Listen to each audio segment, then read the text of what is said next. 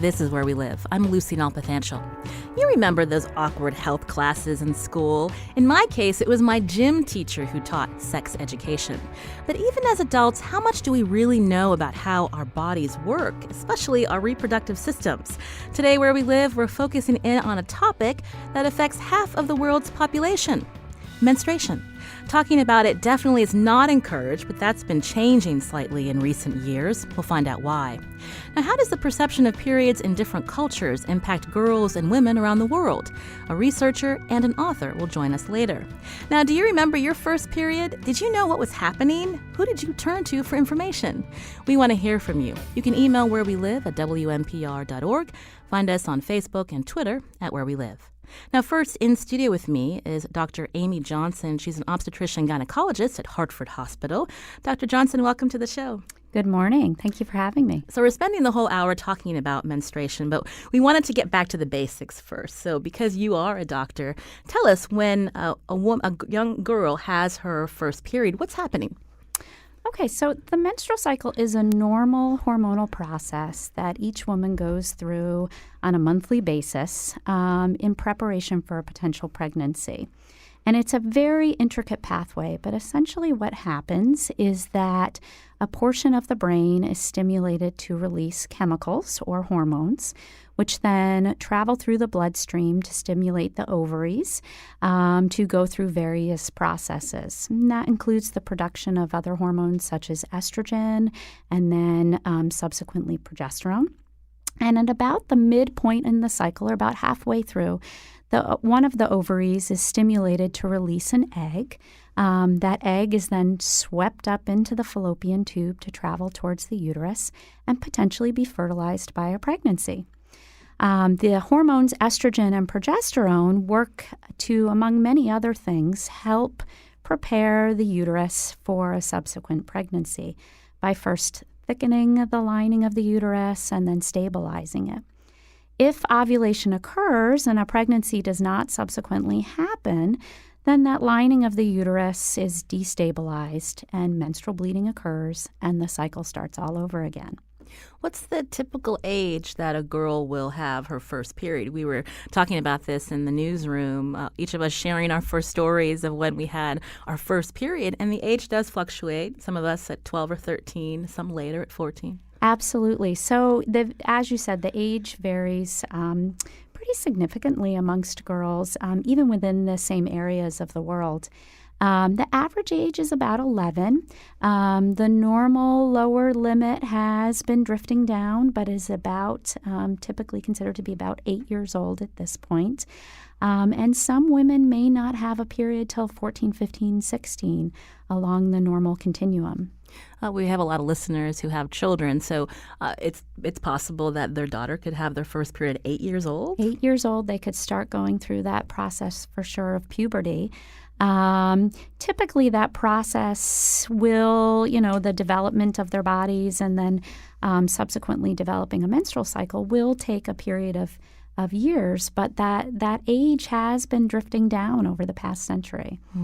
Now, when you talk to your patients, even in adulthood, are people still confused about what menstruation is, the whole process? Absolutely. It varies dramatically what I hear on a day-to-day basis from patients. Some women are very in tune with their bodies, with their anatomy, what's going on hormonally, with the menstrual cycle, ovulation. Other women, there is confusion, there are common myths, and we often will spend quite a bit of time over a series of visits trying to educate them about what is going on with their particular cycle and how it may relate to any of their questions or concerns. So we're going to talk through some of those myths and also get a lot of information today on Where We Live as we talk about menstruation. I want to bring into the conversation now to learn more about perceptions of periods, not only here in this country but also around the globe. On the phone with me is Joan Chrysler, professor of psychology at Connecticut College, also editor of the journal Women's Reproductive Health and former president of the Society for Menstrual Cycle Research. Joan, welcome to Where We Live. Thank you very much. So I understand that there are 5,000 euphemisms for menstruation around the world. Give us some examples of how people refer to the period. Oh, I'd be happy to. And you just gave the first one, because period itself is a euphemism, of course. Mm-hmm. The actual name is menstruation or the menses, but people are uncomfortable saying that. So probably one of the nicest ones is Mother Nature's gift. Some of your listeners may remember that Tampax did a television ad a while back making a joke on Mother Nature's gift. But there's lots of less pleasant ones. On the rag is a common one. Code red is another one. I've got it, closed for repairs, falling off the roof. Things to do with time, like the time of the month or the monthlies. And one of my favorites is Aunt Flo is visiting. So there's lots of them. Now, you had mentioned that people are uncomfortable talking about menstruation, so they say things like period and some of these other euphemisms. Where does that come from, this embarrassment or being self-conscious? How far back can we track this? Oh, we can track it very far back. But probably as long as people have recorded their history, I would guess. Anthropologists have done a lot of work on this, and there are many taboos associated with menstruation going way back, like women shouldn't walk through the fields when they're bleeding because a drop of blood that falls in the earth would cause the crops to be ruined, or women shouldn't make cheese or make beer or anything because they might curdle it and spoil it. And, of course, the sex taboo goes back a long ways, that women shouldn't have sexual intercourse with their husbands when they are menstruating. The Old Testament tells us that women are unclean after menstruation until taking a ritual bath, and then it's okay, to be with your partner again. So these things are very old. And they reflect the stigma of menstruation. And the stigma is the reason why we don't want to speak about it out loud, I believe. Mm. So there's, the sex taboo is a big one, but the communication taboo is the other big one that we talk about in contemporary life.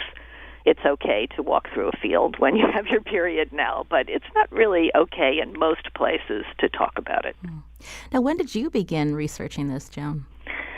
I started to study this back in the 1970s, so I have a long history of tracking it and being interested in it. It's quite a fascinating area. Now, when you tell people back in the 70s and 80s that this is something that you were researching or was a specialty of yours, did they look at you kind of with a surprised look on their face? What was their perception of that? Yes, they did, and they still do. We call it stigma by association. If you are working on a topic that people don't like to talk about, then they think that there's something wrong with you as well. One way that you can see this is with distancing. When people are embarrassed by something or they see something that they think is stigmatized, they move away. So in conversation, they change the topic. People who belong to the Society for Menstrual Cycle Research have talked about being on a plane, going to a conference, and somebody says, "What conference are you going to?" And then they tell them, and then the person puts on their headphones and moves slightly away from them in the chair. So, you can see this a lot. People think it's strange to study it, but it's really very interesting. We got a tweet from a listener, Lindsay, who writes, "Great topic. She can attest to the taboo factor as she still doesn't feel comfortable tweeting a reply to Where We Live's call on Twitter for hashtag first period stories." And we get that. So as we are, you mentioned you started researching this in the 70s. As we are now in 2017, how have we seen the views of periods changing in pop culture, or the fact that it's been brought up most recently in political campaigns?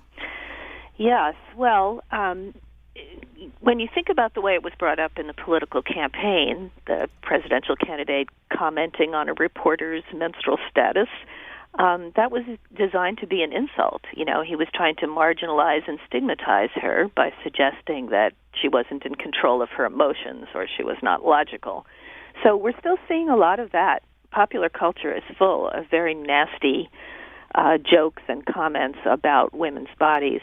But on the other hand, many feminists, especially young feminists who are active right now, are working on trying to break the communication taboo. So there's a lot of activity online. There are artists who are making beautiful paintings with menstrual blood that they have collected in cups and saved up to paint with, and their work is great. There are comedians who are making jokes about other people's embarrassment about menstruation, not about the menstruator herself. There are a couple of museums of menstruation. There are activists who are working against the tampon tax. You know, in many states, tampons are considered a luxury, and you have to pay a tax on them. So trying to get rid of that or trying to make products safer. So all of these actions are helpful in their own way, but they don't reach the general population as of yet. So, you know, just talking about menstruation as we're doing right now on the radio, where people who are switching around the dial might hear us, you know, this is a kind of resistance against the stigma of menstruation. I was looking at a story MSNBC did back in 2008 when an author had brought up, they were talking about the downside of having a female president.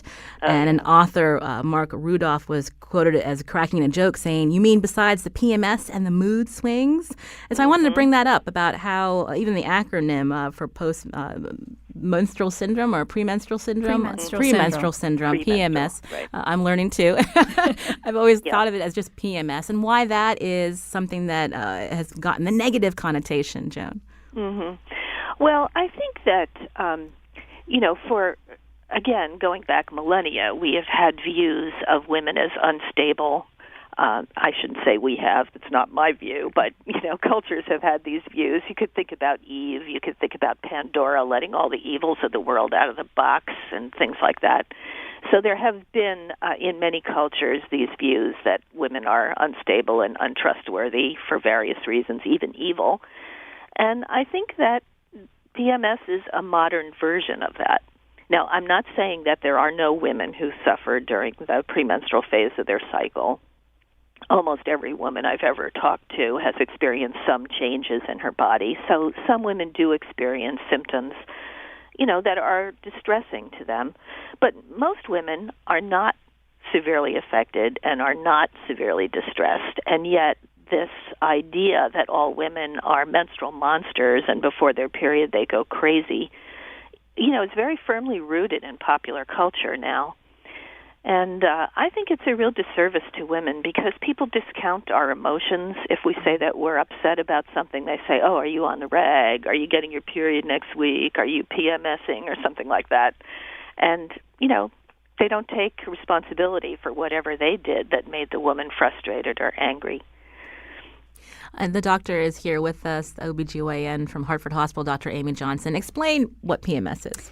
PMS is essentially when you, at the end of your cycle, just prior to bleeding, you have a very rapid decline in your hormones, the estrogen and progesterone levels, which can lead women to have various symptoms as they prepare for menses.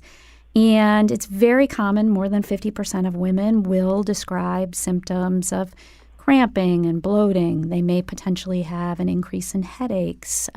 Some will describe symptoms of mood swings, depression, and so on. And it's really only a very severe form of that where it will significantly affect their daily activities and really affect whether or not they can go to school, to work, whether or not they have severe headaches, severe cramping.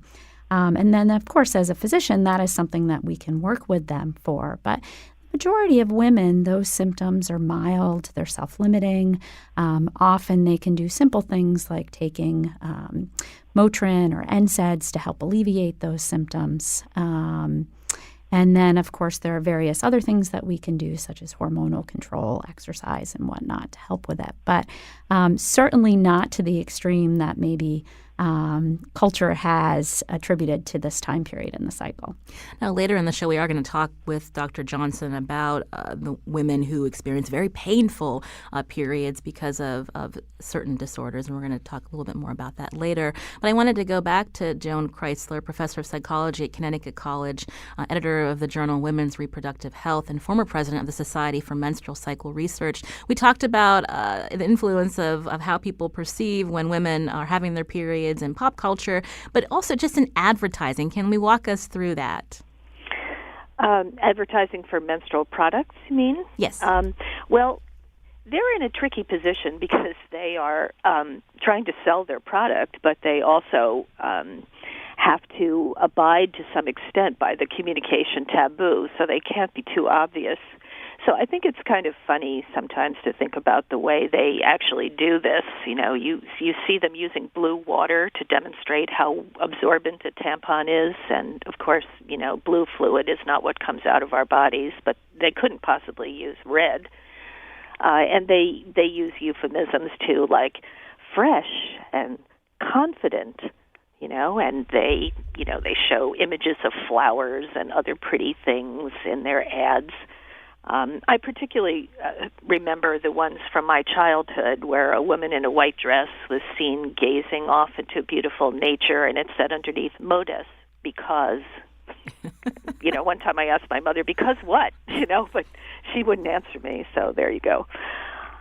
And we're seeing some of these products evolve a little bit in terms of how they're being advertised today. So instead of seeing a woman frolicking in a field with a white dress, you know, she's working in the commercial. She's in front of a computer. Yes, and you can see some ads online that are much more out there, you know, influenced by the menstrual activists. There was one a few years ago where a girl was so excited that she got her period that she was doing cartwheels in the high school cafeteria, but you would never see that on a mass medium, you know, where people who wouldn't want to see it would accidentally see it. You're much more likely to see the subtle ones, like Mother Nature trying to give a small, beautifully wrapped box to women she passed on the street, and no one would take it because menstruation is the gift no one wants to receive, that kind of thing. Now, Joan, before we had to break, we talked a little bit about how, because we're talking about it on the radio, it just shows that there's not as much stigma around menstruation, but it still exists. So how do we continue to change the conversation to make it less stigmatized without also discounting the really negative effects it has on some women? Well, I think we need to talk about it more. We need to share our stories. If we talked about it more, maybe the most severe cases would not be the ones that people think are typical. And then the women who have severe symptoms would get assistance with them from physicians because that's not normal. Okay, so most people don't know what normal is because we don't talk about it. And then we have really poor education about our bodies. You were talking with Dr. Johnson before about the fact that lots of women don't understand their menstrual cycles and don't know what's happening in their bodies, and I see that in my students. They say the most amazingly ignorant things every time we talk about this in class, and they're embarrassed by that, and they're thinking, why don't I know this? Okay, so it's girls as well as boys who don't understand what's happening in their bodies. So we need better sex education and better just education about the body. And then, of course, you know, women have a lot of body issues in general these days, a lot of body dissatisfaction, a lot of concerns about their appearance, and the possibility that they might stain their clothes or something would just add to that anxiety and body shame that too many women and girls have. So talking about it, I think, is a really big step and a very important one, and talking about it in a way that provides education, not in a way that, you know, exaggerates these stereotypes that are already out there in popular culture. Dr. Joan Kreisler, professor of psychology at Connecticut College, editor of the journal Women's Reproductive Health, and former president of the Society for Menstrual Cycle Research. Thanks so much for joining the conversation today, Joan. I enjoyed it. Thanks for inviting me. This is Where We Live. I'm Lucy Nalpathanchel. Dr. Amy Johnson, an OB/GYN at Hartford Hospital, will stick around as we talk about periods, the monthly cycle most girls and women up until the age of menopause experience. Now, after the break, we'll talk about recent conversations surrounding menstruation that are working to change perceptions, and we'll learn about attention on access to feminine products that can help girls and women in countries around the globe. Now, whether you're a mother or a father, how do you talk about this important biological process with your kids? Join the conversation. Find us on Facebook and Twitter at Where We Live.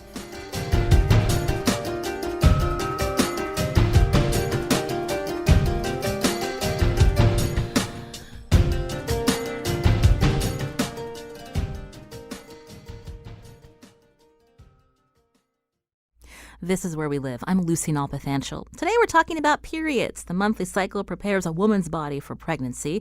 Later on, we'll talk about complications and ways some women have chosen to avoid menstruation. And you can join the conversation, too. Find us on Facebook and Twitter at Where We Live. Now, joining the conversation now is Jennifer Weiss-Wolf, Vice President for the Brennan Center for Justice at NYU Law School, also author of Periods Gone Public, Taking a Stand for Menstrual Equity. Jennifer, welcome to the show.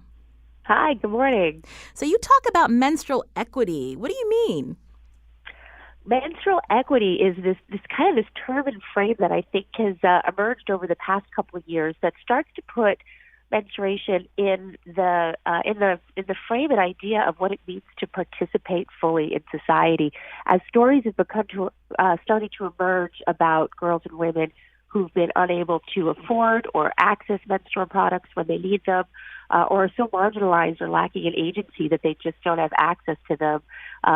It's become a bit of a political cause that ensuring their full participation in society is something that we should focus on. And I've started to put that in the frame of equity, and that is the subject of this new book. Now, why frame this as an equity problem and not a larger public health problem? Well, it's interesting. It's framed as a health problem and a human rights issue, in fact, in many parts of the world, and I agree that it is. But in order to forge a political agenda here in the United States and to get cities and states and even the federal government behind the idea that access to these products matters, both to the people who need them and to our society writ large, equity and participation seemed a more winning frame, more palatable frame for policy change, and in fact it has been. So tell us about what we're seeing on the local level in states who are working to improve access to products for women. Well, it's kind of emerged as an economic issue, the fact that people are unable to afford commercial products needed to manage menstruation. And it's been kind of incredible to see how our government has responded in such a positive way, given, the marginalization of menstruation that you've been talking about this hour. But starting last year, in 2016, New York City passed these sweeping laws that require menstrual products to be freely available to all of the students in the public school system, to people who are participating in the shelter system and those in the correction system. And those laws were really the first of their kind here in the United States, certainly the most sweeping. And it's become something that many state governments and city governments are interested in replicating. California just last month passed a law that was signed by Governor Brown, ensuring menstrual products are provided for free in all of the state's public schools. Illinois did the same, signed by Governor Rauner. And what's interesting, too, to note is that the Democrat and Republican governor who signed those bills. Now, you've also helped advocate against a sales tax on feminine hygiene products. How's that going? That campaign has actually really been, I think, the explosive aspect of this, and the thing that really brought this idea of equity and the economics of menstruation to the public fore. And the story is simple. It's called the tampon tax. People might have heard that phrase, but really what it amounts to is that states, as they collect sales tax on products that they sell, have the option to exempt products that they deem a necessity, and they do, by and large, exempt food and prescription medications and other items that are deemed necessary for daily life. Somehow menstrual products were never part of the consideration there, and the vast majority of the states didn't exempt or don't exempt menstrual products from sales tax. So this campaign kicked off in 2015 with a national petition that Cosmopolitan magazine joined me in issuing. And since that time, 2 legislative sessions later now, 24 states have introduced bills to do away with the sales tax for menstrual products. 4 have actually gotten it done, Connecticut being one of them. The other 3 are New York, Florida, and Illinois. And again, worth noting that both Illinois and Florida had bills that were signed by Republican governors. So this is a bipartisan issue with lots of agreement. And we're also seeing these products being offered for free in correctional facilities. Yeah, that was part of the New York City legislation. And again, that's taken off nationally. The state of Colorado did so this year for state prisoners. And what's very exciting, actually, at the federal level, the Federal Bureau of Prisons issued a guidance this past summer mandating free menstrual products or to ensure their accessibility for federal inmates. And I keep kind of hammering on the bipartisan piece of this because I think it is so noteworthy that in our polarized political times, especially around women's health and women's bodies, that we're seeing such broad support for this. So in noting that the Bureau of Prisons did it, it's worth reflecting quickly on the fact that the Bureau of Prisons is part of the U.S. Department of Justice, led by Attorney General Jeff Sessions, and that came out of Sessions' DOJ this summer.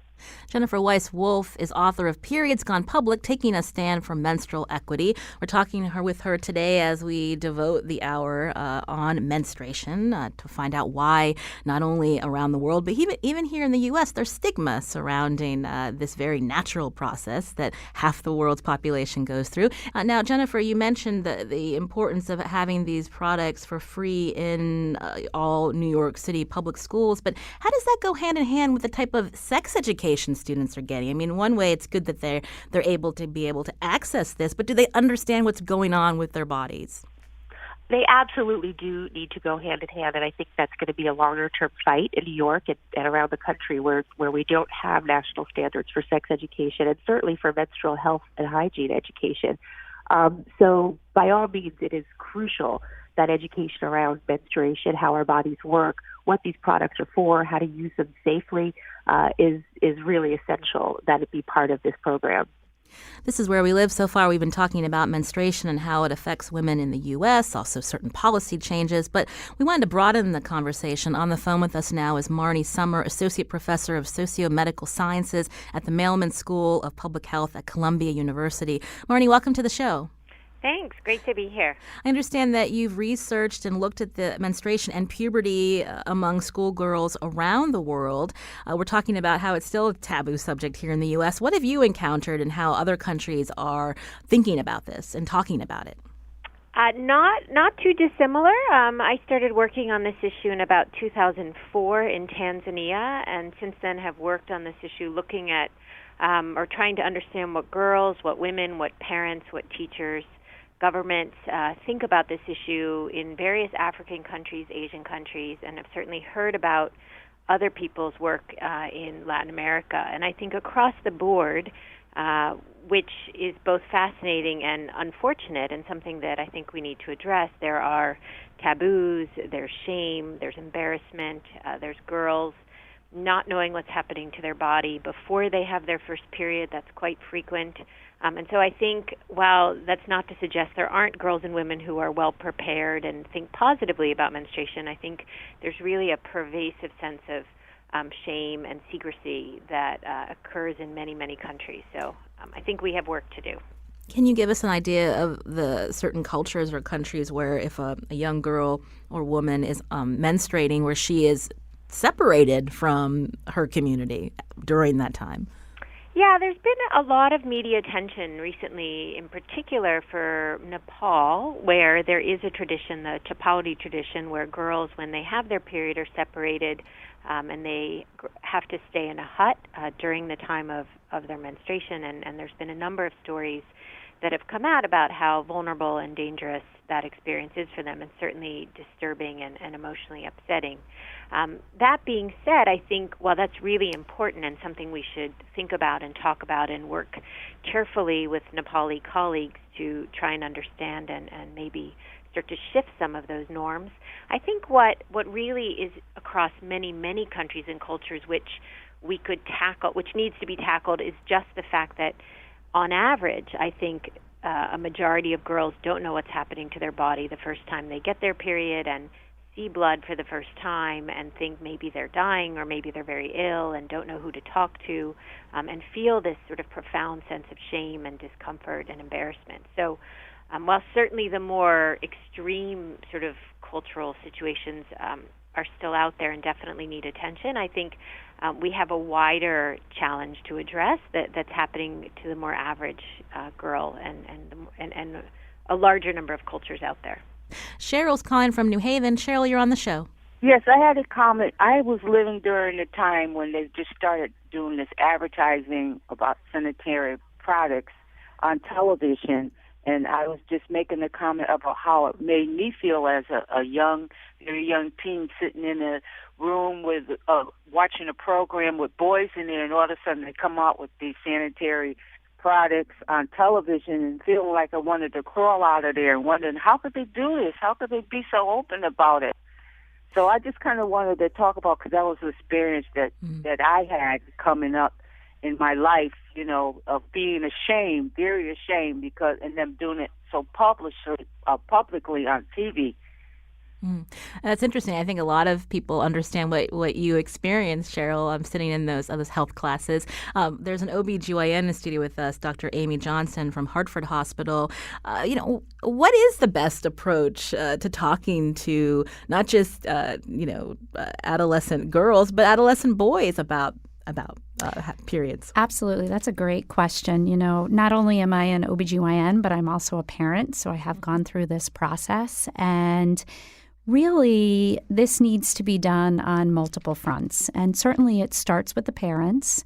And it should start at an early age. And I'm not saying, when they're 5 or 6 years old, sit down and tell them all about the birds and the bees. But from an early age, be clear with your children about what their anatomy is, and don't be afraid to use medical terminology or some simple terminology with them as to parts of their body.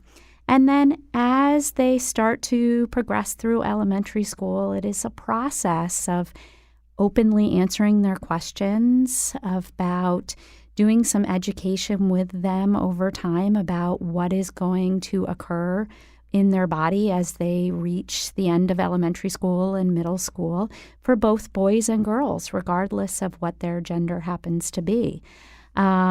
Certainly, we would hope that their pediatricians also participate in this process in addition to the school system. So it really needs to come across all three of those fronts so that by the time they're going through puberty and they're starting to see other children go through puberty, it's not this big surprise for them. It seems like a very natural process and something that they have been informed is going to happen. And hopefully they're less likely to tease other children or less likely to be embarrassed about it themselves. Now, with that comes the process that we need to do some catching up. So the parents need to be educated about what's happening with their own bodies and what's happening with their children's bodies.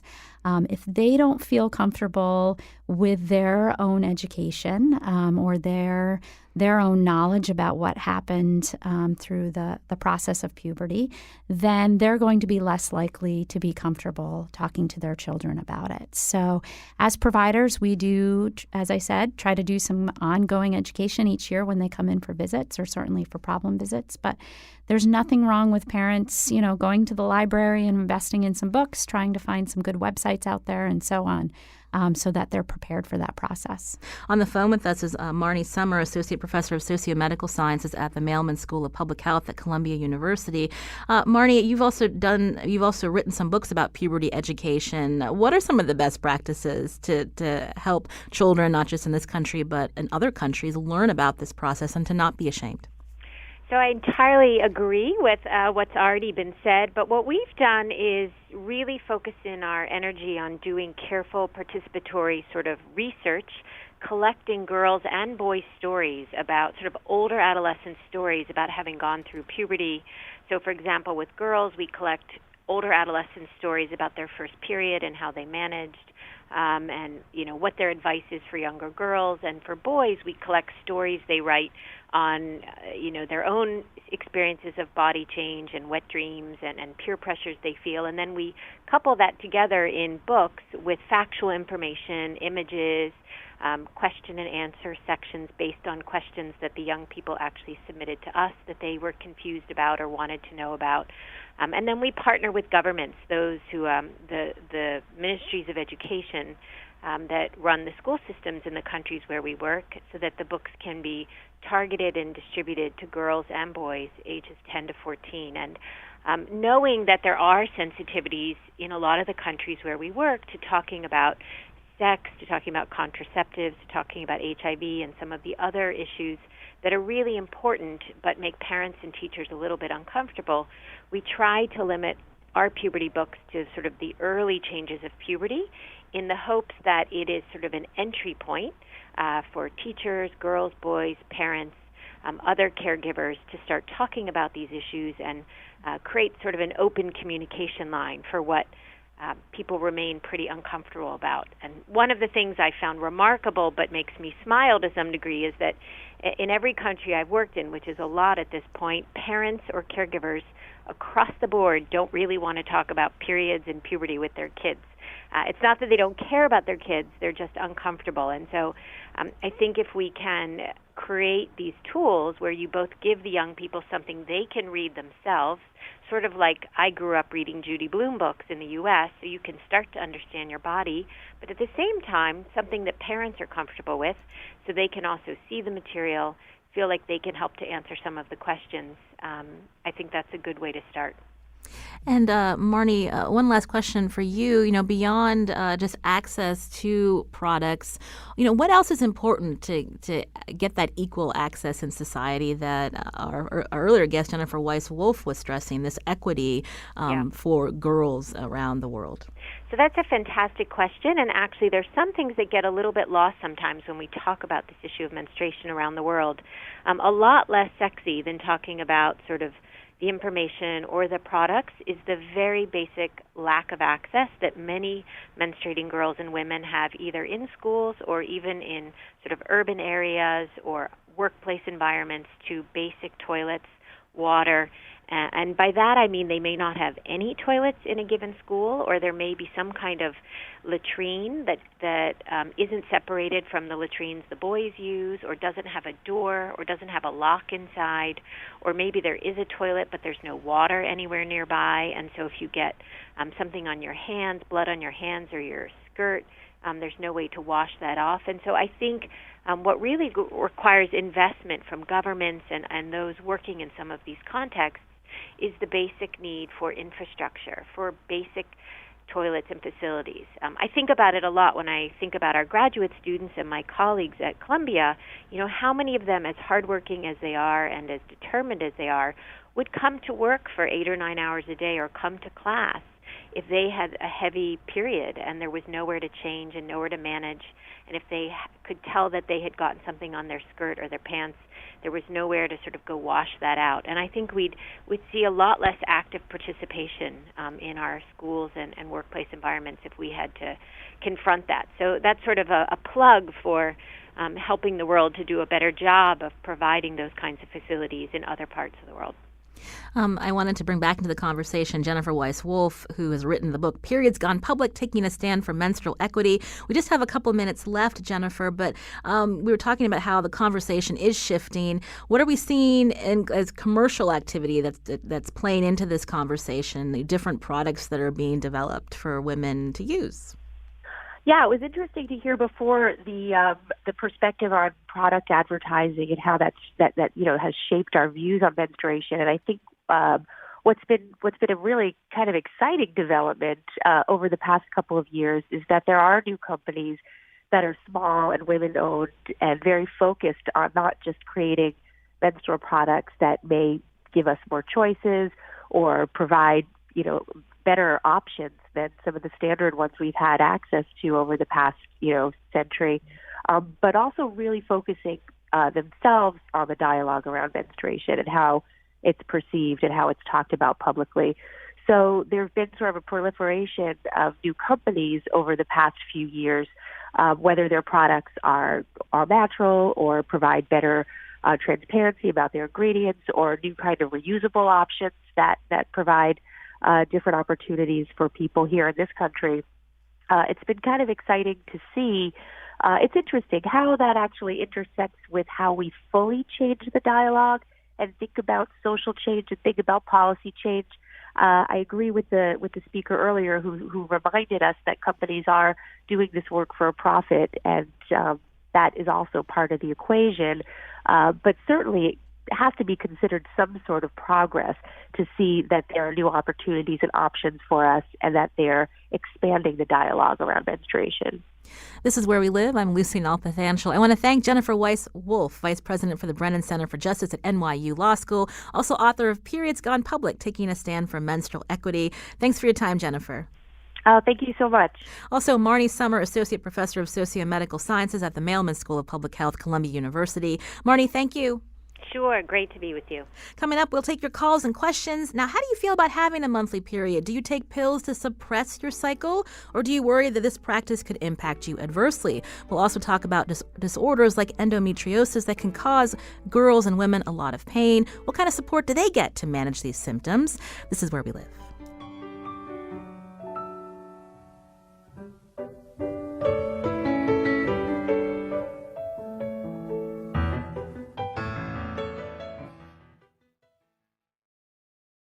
This is Where We Live. I'm Lucy Nalpathanchel. Today we're talking about periods, and today with me, Dr. Amy Johnson, an obstetrician gynecologist with Hartford Hospital. We want to get to some calls soon, but Dr. Johnson, I wanted to talk a little bit about endometriosis and other disorders that women experience where just having that monthly cycle is very painful. Absolutely. So endometriosis is a condition that typically we start to see in women in their 20s and 30s, in which the cells that are in the endometrial lining can actually be found outside of the uterus, such as in the abdomen, in the pelvis, on the outside of the ovaries. And they're still driven by those hormone levels. And throughout the menstrual cycle in particular, particularly during menses, can cause considerable pain for patients, as well as things such as increased bleeding during their menstrual cycle. In addition, they can also contribute to conditions such as infertility. So this is something that unfortunately we can commonly see with our patients. So what are some options, medical or alternative treatments to help women? So typically after we've made a presumptive diagnosis of endometriosis, we will start women on therapy with what we call NSAIDs or medications like ibuprofen to treat their pain. And most commonly, we will start them on some sort of hormonal suppression. And typically that will come in the form of hormonal contraceptive pills or birth control pills. The nice thing about the birth control pills is that they most commonly will contain both estrogen and progesterone, and we can use them to manipulate the menstrual cycle to prohibit or suppress ovulation and really give a nice steady state of hormones throughout the month so that you don't have those up and down levels of the hormones which can contribute to growth or increase in their endometriosis symptoms.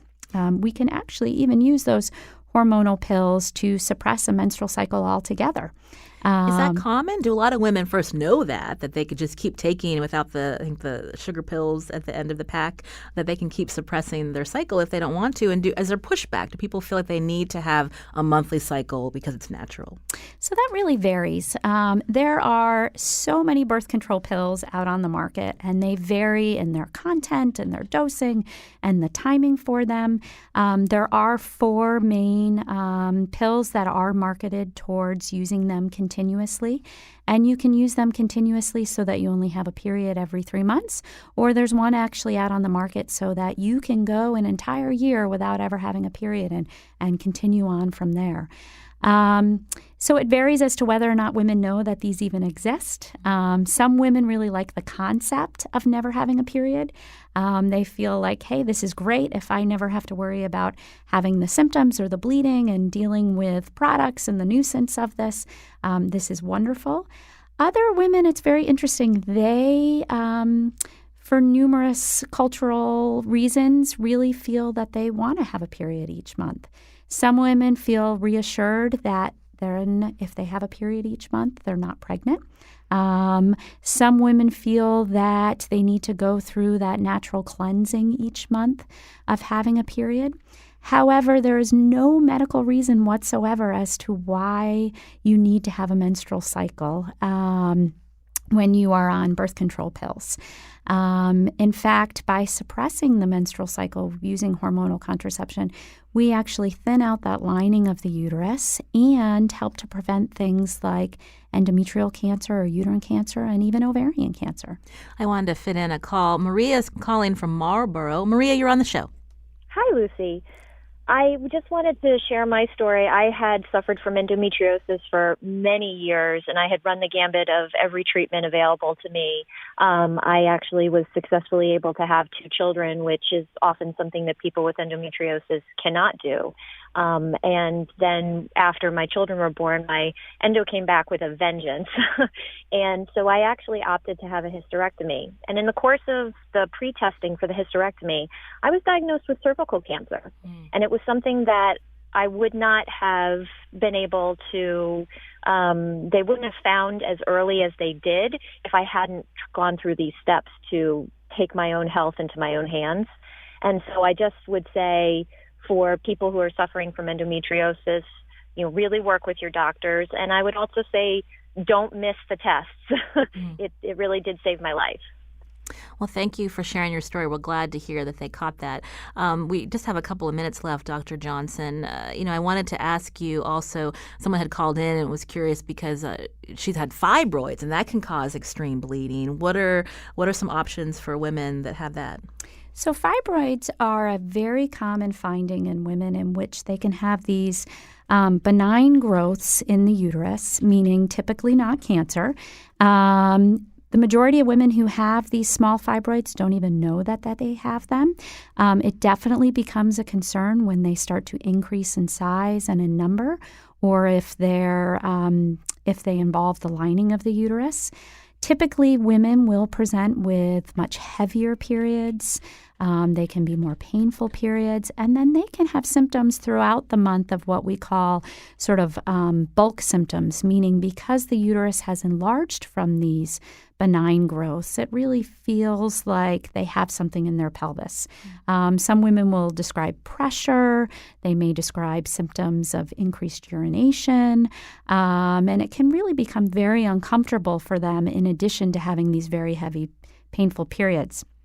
Treatments run the gamut. Typically, we really like to try to start with some sort of medical management, meaning not surgery, that can run all the way up to in women who really have severe symptoms and very large fibroids. In some cases, we commonly may have to do a hysterectomy for these women. Now, we just have a couple of minutes, but for women who get negative side effects from taking hormonal birth control, any other options for them to deal with pain? So it really depends on what their medical conditions are and what their negative symptoms are. So as I mentioned earlier, there are 2 main types of hormones. There's estrogen and there's progesterone. And contraceptive methods that are out there, some of the forms have both estrogen and progesterone, and some of them are progesterone only. And for women who typically have complex medical situations, they may be more likely candidates for progesterone-only methods, or methods such as an intrauterine device, which we can actually place into the uterus to help with their endometrial bleeding and minimize their more systemic side effects. We don't have time anymore for calls, but one woman was calling in to say that she educated her daughters with the American Girls doll series, Care Keeping You, and another is asking if there's resources for families with girls. Any websites that they can go to quickly, Dr. Johnson? There's a whole host of websites out there. I don't have one in particular that I like to champion, but... So we'll follow up with you, and we'll post it on our website, WNPR.org/wherewelive. We got to leave it there. We ran out of time. It went too quickly. Dr. Amy Johnson, again, OBGYN from Hartford Hospital. Thank you for coming in. Thank you so much for having me. Today's show produced by Carmen Baskoff. Thanks to technical producer Kyone Wolf, WNPR intern Sarah Bly. Again, we'll have some resources on our website later, WNPR.org/wherewelive. I'm Lucy Nalpathanchel. Thanks for listening.